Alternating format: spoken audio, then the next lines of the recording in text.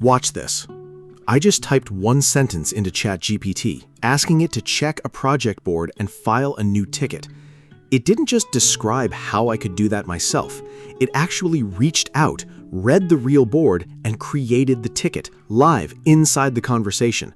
No copy-pasting, no switching tabs, no exporting a file first. That's what happens once you connect ChatGPT to an MCP server, and almost nobody watching this has turned that capability on yet. By the end of this video, you'll have it running. You'll understand exactly what you're giving it access to, and you'll know the one mistake that lets a chat quietly gain permissions you never meant to approve. Before we go further, tap like on this video, drop a comment with the word MCP so I know you're following along, and hit subscribe. Do that now because the next part moves fast and you don't want to lose your place. Let's talk about why this actually works and why it's different from every plugin system that came before it. MCP stands for Model Context Protocol, and it's an open standard that lets a language model talk to outside tools and services using one consistent format instead of every app needing its own custom integration built from scratch. Before this existed, connecting an assistant to your calendar, your project tracker, or your database meant custom code for every single tool, built separately, maintained separately, breaking separately. MCP flips that. Any service that speaks this protocol can plug into any assistant that also speaks it, the same way any device with a standard plug works in any outlet built to the same spec. That's why this spreads so fast, and why it's worth 15 minutes of your time to actually understand it, instead of only reading a headline about it. Now let's get it running. Open ChatGPT in a browser and click your profile icon in the corner. Go into Settings, then find the section called Apps, sometimes labeled Apps and Connectors depending on your current interface. Scroll to the bottom and open Advanced Settings. Look for a toggle labeled Developer Mode and switch it on. This toggle is the actual gate for everything we're about to do, and it's exactly why so many people assume ChatGPT can't do this at all. The feature exists, it's just hidden a layer deeper than the built-in connectors most people already know about. A quick note before we continue. Developer mode is generally available starting from the paid plans, and it may be restricted or fully disabled inside a workspace by an administrator. If the toggle simply isn't there for you, that's almost always an account or workspace setting, not a bug, and there's nothing broken on your end to troubleshoot. Once developer mode is on, you have two separate paths forward, and it's worth understanding both because they solve different problems. The first path is the apps directory. This is a curated list of MCP-backed tools that other companies and developers have already built and published, things like project trackers, note-taking systems, and data tools. Installing from here is genuinely one click. You open the apps page, click Connect, sign in if it asks you to, and you're done. The second path is a custom connector, and this is where things get genuinely powerful.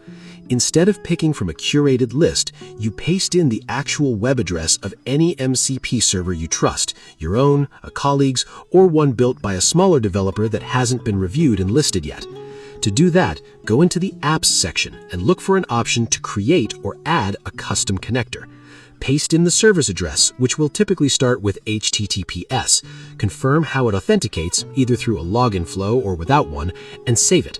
Here's the exact detail that trips up almost everyone the first time, so listen closely because this is the mistake. Saving a connector does not make it active. People add a server, see it sitting in their list, assume it's ready, start a new chat, ask a question that clearly needs that tool, and get a generic answer instead because the connector was never actually turned on for that specific conversation. Every new chat starts with your saved connectors available but inactive until you explicitly enable them from the Tools menu inside that chat. Open the little Tools icon near the message box, find your connector in the list, and switch it on for that chat. Only then can the model actually reach it.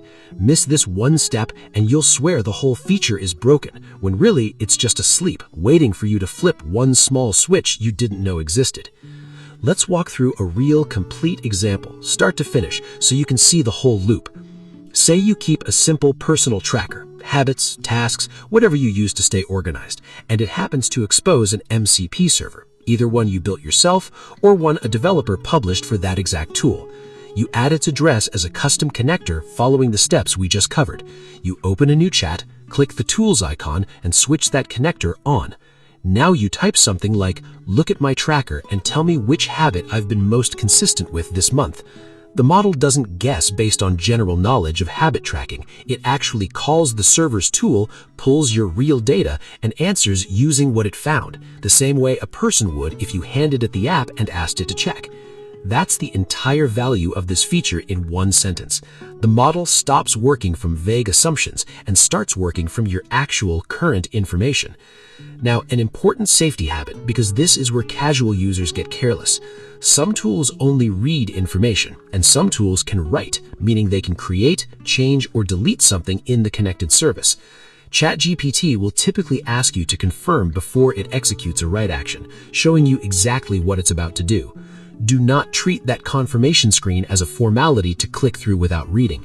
Read it every time, especially the first few times you use any new connector. A tool that can file a support ticket can usually also close one. A tool that can add a calendar event can usually also delete one. Connecting a server you don't fully trust or approving write actions without reading them is the equivalent of handing a stranger a key and hoping they only use it for the one thing you had in mind. Stick to servers from sources you actually trust. Read every write confirmation before approving it, and you get all the benefit of this feature with almost none of the risk. One more practical tip that saves a lot of frustration. If a connector seems to connect fine, but the model still can't seem to find the right tool inside it, be explicit in your instruction. Instead of a vague request and hoping the model picks the correct function on its own, name the action directly. For example, use the Create Ticket tool to do this, rather than describing the outcome and leaving the tool choice up to guesswork. Servers can expose several similar-sounding tools at once, and being specific removes the ambiguity that causes the model to grab the wrong one or fall back to a generic response instead of actually calling anything. Here's the golden habit to carry forward from everything we just covered. Before you connect any new MCP server, ask 3 questions. Do I actually trust where this server lives and who built it? Am I clear on whether it can only read data or whether it can also write and change things? And have I remembered to switch it on inside this specific chat, not just saved it once and assumed it's live everywhere? Answer those 3 honestly every time, and this feature turns your conversations into something that can genuinely act on your behalf, safely, instead of just talking about acting.